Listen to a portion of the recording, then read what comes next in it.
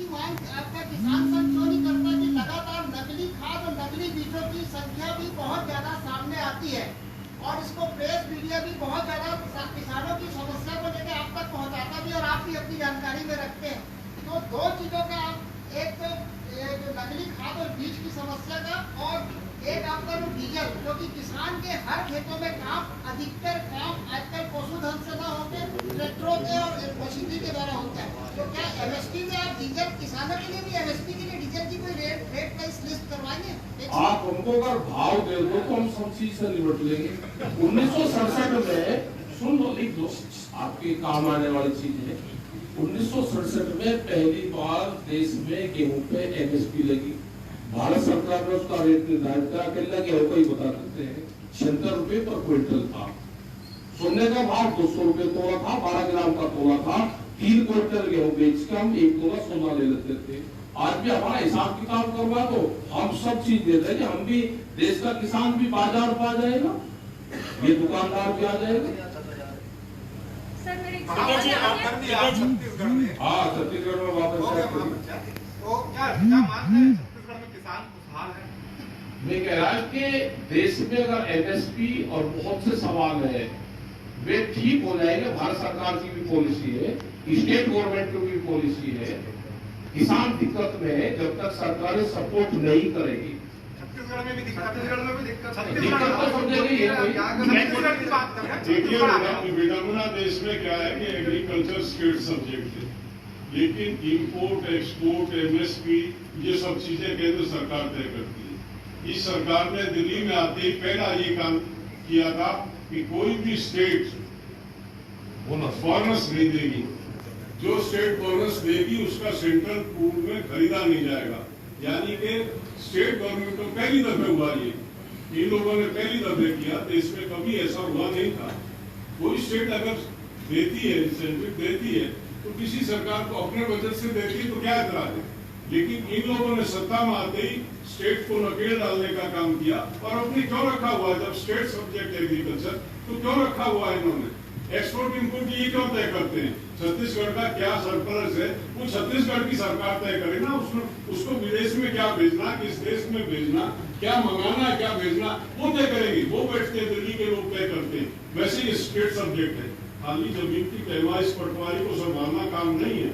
कृषि प्रभावित होती है, जो आपने कहा पेस्टिसाइड की पॉलिसी के लिए एक इशू, बहुत बड़ा इशू है हमारे संगठन का।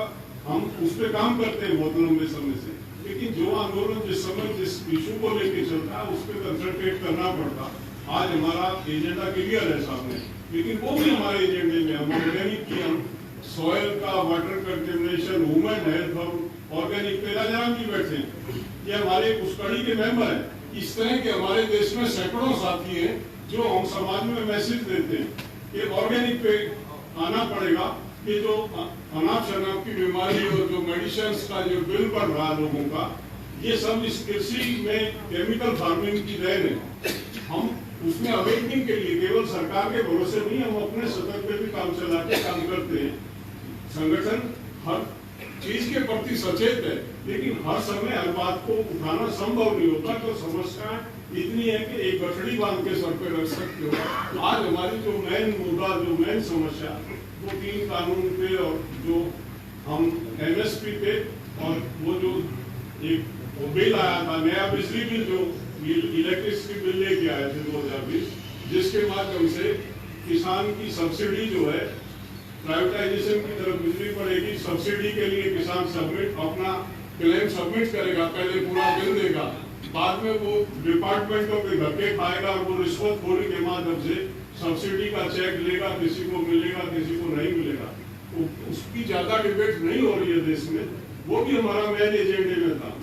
जब हम नेगोशिएशन पे गए, जो हमारी 11 दौर की वार्ता हुई, 2 बातों पर सहमत हो गई थी सरकार कि हम वो इलेक्ट्रिसिटी बिल से एग्रीकल्चर को निकाल देंगे और एनवायरमेंटल जो एक बिल लेके आ रहे थे जिसमें 5 साल की सजा और 5 करोड़ का जुर्माने का प्रावधान था, उसको उनको हाईलाइट इसलिए नहीं कर रहे। सरकार ने सिद्धांतिक तौर पे वर्बल हमको हाँ बोल दी थी, तो उनको छोड़ रखा। बाकी जिनके हमारी सहमति नहीं बनी उनको हाईलाइट कर रहा है।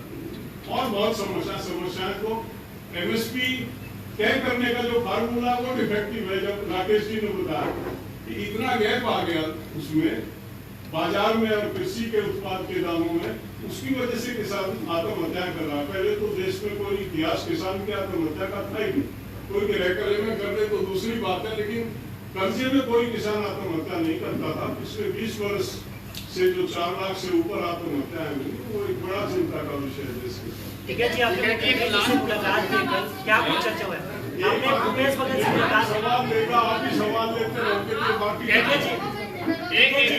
आप अकेले डिबेट करना है। ठीक है, तो आपने मुख्यमंत्री भूपेश बघेल से मुलाकात की, क्या कुछ चर्चा हुआ? किसानों को उम्मीद था कि छत्तीसगढ़ की समस्याओं को लेकर आप चर्चा करेंगे। हाँ, बात करें छत्तीसगढ़ की समस्याओं में, कुछ पॉलिसी ठीक है, पूरे देश में अगर लागू हो जाए जो 10,000 रुपए प्रति एकड़ की उनकी सब्सिडी वाली है, वो अगर लागू हो जाए तो बहुत देश का भला हो जाए। ये पॉलिसी नहीं है।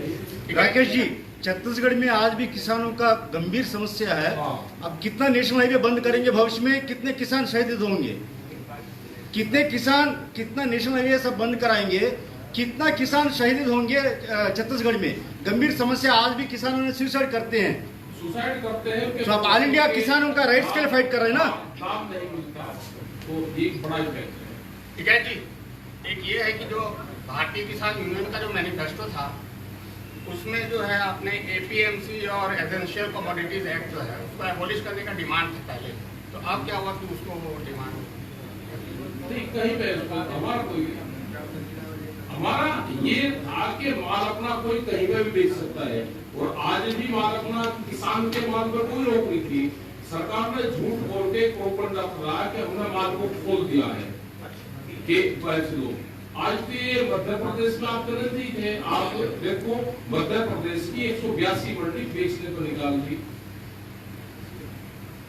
ठीक है। और जो इस कानून में है, जितना इसका भंडारण होगा, अनाज एक जगह आएगा, उसमें महंगाई बढ़ेगी, बेरोजगारी बढ़ेगी। ये सारे हैं। हमारा कभी ये नहीं रहा कि मंडी एमएसपी तय करने का फार्मूला नहीं है। मंडी एक प्लेटफॉर्म है, जहाँ पे किसान अपना माल ले जाकर बेच सकता है। जी, मेरा एक सवाल है पंजाब से जुड़ा हुआ। पंजाब के मुख्यमंत्री अमरिंदर सिंह बीजेपी में जाने की खबरें हैं, आपके आंदोलन को बहुत सपोर्ट किया है। अगर वो मध्यस्थता के लिए आते हैं तो आप लोगों का क्या स्टैंड है? भारत सरकार आएगी मध्यस्थता के लिए। राकेश जी, मेरा एक सवाल है, कल छत्तीसगढ़ पहुंच के आप तुरंत सीधा टारगेट मीडिया हाउस को नहीं किया, ऐसा क्यों? क्या मीडिया जानकारी? हमने कहा कि अगला टारगेट मीडिया हाउस होगा सरकारों का। आपने ये भी बोला ना, उस पे बयान पे ये भी ध्यान दिया कि अगर हमारा साथ ना दो। अरे कल नहीं था जी, कल नहीं था क्या? सरकारों का जो शब्द आप अभी बोल रहे हैं वो कल नहीं। हमारा कोई टारगेट नहीं मीडिया ना पहले से है। आपने साफ बोला है, हमारे साथ तो नहीं तो आपकी बारी। हमने कहा कि साथ दे दो, नहीं तो अगला टारगेट आप हो सरकारों का। सरकारों का कोई शब्द नहीं है, अभी भी हमारे पास बाइक उपलब्ध है। नहीं, उसको देख लो। इनका आशय कल भी यही था, आज भी यही है। आपको किसी ने भेजा है तो वो अलग बात है, बाकी कल भी यही आशय था, किसी ने भेजा है, ये आरोप लगा रहे हैं मीडिया। हमारा नहीं है भाई, मीडिया को टारगेट करेंगे हम। मीडिया को तो हमने बहुत बार कहा है, ऊपर लेवल का सहारा। यहाँ मीडिया तो भाई रात को कैमरे रिजाई में रखा है, जब पुलिस आई तो वहाँ से फ्लैश मारा। मीडिया को टारगेट करोगे, मीडिया का सहारा है हमें। नहीं, मीडिया कोई ऐसी सवाल पूछ ली जिससे आप एकदम वो हो गए, एकदम तुरंत ही आप अटैक किए। नहीं, मीडिया का हमारा टारगेट कभी बुरा ही नहीं। मीडिया हमेशा हमारे साथ है। कुछ चैनल है जो 24 घंटे हमारे खिलाफ दिखाते रहे, ये उनका जी एक सवाल मेरा है, इसके पहले भी हमने आंदोलन देखे हैं राष्ट्रीय स्तर पर। अच्छा। पर कभी किसी ने बक्कल उतारने, तिरंगे का अपमान करने, या फिर जो कल अपने मीडिया हाउस के बारे में कहा। नहीं, हमने नहीं कहा। ये गलत चीज मत चलाओ कि मीडिया हाउस के बारे में हमने कहा। हमने कभी मीडिया हाउस के बारे में नहीं बोला। जिसने हमारे पक्ष में दिखाया, खिलाफ दिखा। मीडिया का किसान आंदोलन को बहुत सपोर्ट है, हमेशा था है और रहेगा। मीडिया के खिलाफ हम कभी नहीं बोलते। और रहा ये कि तिरंगे का किसी ने कभी अपमान नहीं करा, तिरंगे का कोई अपमान करेगा तो ये किसान संगठन है। आपकी मांगे अगर पूरी नहीं होती तो क्या आगे चुनाव में इसका असर दिखेगा केंद्र में जब चुनाव आएंगे? क्या पता चुनाव मांगे पूरी हो जाएंगी क्या आप सरकार का समर्थन करेंगे? जब आप मांग पूरी करवा तो आगे की बात आगे होता है। नहीं, मांगे सारी पूरी बात होती अभी है। बताना क्या? अरे सारी हमको जोशी है क्या? आप काम करवा दो भाई, आपका धन्यवाद, आप काम करवा दो। टिकैत जी, कल आपने अपने अभिभाषण में कहा था सरकार था है और नहीं रहेगा, इसका क्या उद्देश्य? इसका वो ये सर है भाई, जैसे सरकार के एरिया में थी है और रहेगी। हमने भी कहा सरकार नहीं थी, सरकार है, सरकार नहीं रहेगी। ये 4 महीनों में उत्तर प्रदेश में चुनाव होने हैं। हाँ, ये दवाई देने उत्तर प्रदेश भी जाएंगे कि आप दौरा करने के लिए? बंगाल उत्तर प्रदेश तो गए हम, बड़ी बड़ी मीटिंग है उत्तर प्रदेश चुनाव के पहले, चुनाव तो पहले ही तो जा रही। सीतापुर में बड़ी पंचायत हुई, बुंदेलखंड आपके नजदीक है, बड़ी पंचायत हुई, अब फिर जा रहे हैं, सब जगह जाएंगे। उत्तर प्रदेश में पूरा माहौल ठीक है, सब जगह जा रहे हैं, लोग अपनी समस्या उठा रहे हैं उत्तर प्रदेश में भी। आपने बंगाल में कहा था कि बीजेपी को छोड़ के दूसरे को वोट दो। नहीं, हमने ये कभी नहीं कहा, हमने ये कहा कि बीजेपी को वोट मत दो। वो एक रोटी चावल मांग रही थी बीजेपी के लोग, हमने कहा कि इसकी एमएसपी मांग लो आप इनसे, जब आपके बीच में आए तो उसकी एमएसपी मांग लो। हम तो 2022 में प्रधानमंत्री ने ये कहा कि 2022 में किसान की आमदनी दुगनी हो जाएगी। तो हम लोग तो अब भी कह रहे हैं कि बीजेपी के जो लोग आएंगे, प्रधानमंत्री ने कहा कि 2022 में 1 जनवरी से बिकने वाली हर फसल देश में दुगने रेट पर बिकेगी। तो आपके बीच में कोई आंदोलन जरूर पूछना। अगला कदम बताइए क्या करने वाले हैं आगे? आगे आंदोलन वाले हैं कि आंदोलन चल रहा, हमारा आंदोलन, देश में आंदोलन को मजबूत करेंगे। क्रांति से क्रांति की तरफ आंदोलन जा रहा। तो चुनाव लड़ेंगे भविष्य में आपने? न चुनाव लड़ेंगे। अन्ना हजारे आएंगे आपके आंदोलन में? हमें तो नहीं पता भाई, हमें तो कर रहे क्या? हमें तो नहीं पता, ये तो सबका आंदोलन है, कोई कहीं नहीं कर रहा। छत्तीसगढ़ में जो है 15 क्विंटल धान जो है खरीदा जाता है, 25 से 30 क्विंटल धान जबकि होता है ज्यादा होता है, कम खरीदा जा। अगर एमएसपी पे गारंटी कानून बढ़ जाएगा तो सारा खरीदा जाएगा। टिकैत जी, अभी तक आपसे कृषि मंत्री ने बात की है, पीयूष गोयल ने भी बात की है, लेकिन आप बोल रहे हैं जनवरी के बाद से कोई बातचीत नहीं हुई है। तो क्या प्रधानमंत्री की तरफ से या उनके कार्यालय की तरफ से या आप इच्छुक हैं उनसे बात करने के लिए? नहीं, हमने ये कहा कि अगर फुल फ्लैश में किसी को भी पावर दे देंगे, वे किसी मंत्री को दे दो, मंत्री ही सफिशिएंट होता है बात करने के लिए। अगर उसको फुल फ्लैश पावर होगी और वो इन पे बात करना चाहते हैं बगैर कंडीशन के, तो हम फिर बात कर लेंगे। हमारे कोई वो नहीं है कि प्रधानमंत्री बात करे, कोई भी बात करे, कोई भी मंत्री बात करे, उसको फुल फ्लैश पावर हो और वो बैठ कर टेबल पे बात करे तो हम बात करेंगे। हमने कभी मैंने नहीं कहा चर्चा हुई नहीं कि आपके साथ कृषि मंत्री जी के साथ 12 दौर की बातचीत हुई, उसको रिकॉर्डिंग है, उनसे कहो भारत सरकार से काफी चीज उनसे भी पूछ लो कि जो वहाँ पर रिकॉर्डिंग हुई उसको टेलीकास्ट करवा दे। राकेश जी, 4 काउंसिलिंग में भी आप सक्सेस नहीं हो पा रहे। भारत सरकार ने 4 काउंसिलिंग रखा आपके साथ। 12 दौर की वार्ता हुई।